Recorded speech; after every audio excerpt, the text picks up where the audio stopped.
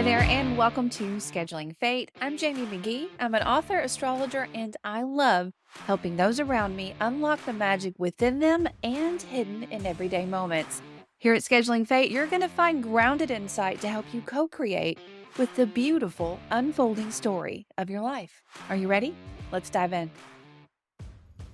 Hi there, and welcome back to Scheduling Fate and to this mini training on really stepping further into that path of self discovery through the lens of astrology.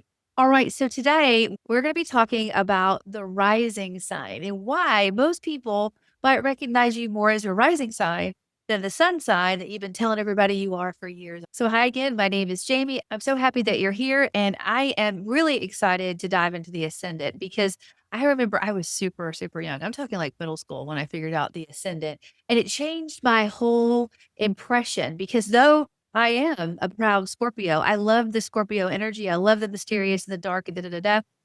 I'm pretty bubbly, as you can see. I like to smile. I'm more outgoing. I'm more like, tell me the truth. Let's dig in. I want it out there in the open. I don't want to push it all down. And when I understood what my rising sign was, it all made sense. And the reason it all makes sense is that the rising sign, also known as the AC and your ascendant, astrology is a language and sometimes complicated, are all one and the same, but they are the degree in the sign in the house number one, that kicks off your entire chart. And it's also where I would tell you that the universe has a sense of humor. And what I mean by that is though you are a proud insert sun sign, when we meet you, we meet your rising sign. It is the mask that you wear. So, in essence, you're on the JV team. You're just trying to figure out your rising to become this sign. But we see that before we see the sun sign or the other planets. So, where do we get the terms for this and why do you need to know it? So, in the previous episode, I told you that you needed to get your time of birth, and that is 100% true. To know an accurate rising sign, you would need to know your time of birth. There's lots of ways to do that. You can look on your birth certificate, you can ask your family, you can ask your records office. And if you're like, you know what, that's just not possible. It cannot happen for me. There are some amazing astrologers out there that focus on rectification charts, meaning that they can take the events in your life and narrow it down to say, you know what, this is most likely your ascendant. But you know what?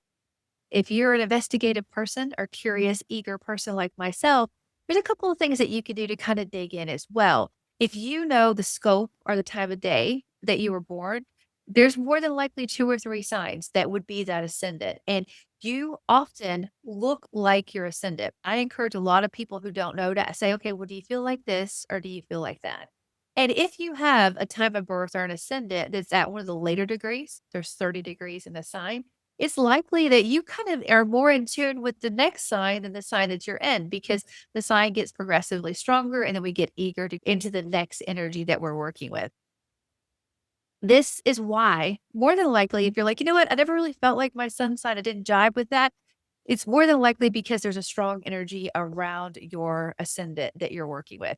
Now, again, I think I showed this in the last video. This is the zodiac wheel. The ascendant is going to be the first house. So there are 12 houses, 12 pieces of the pie.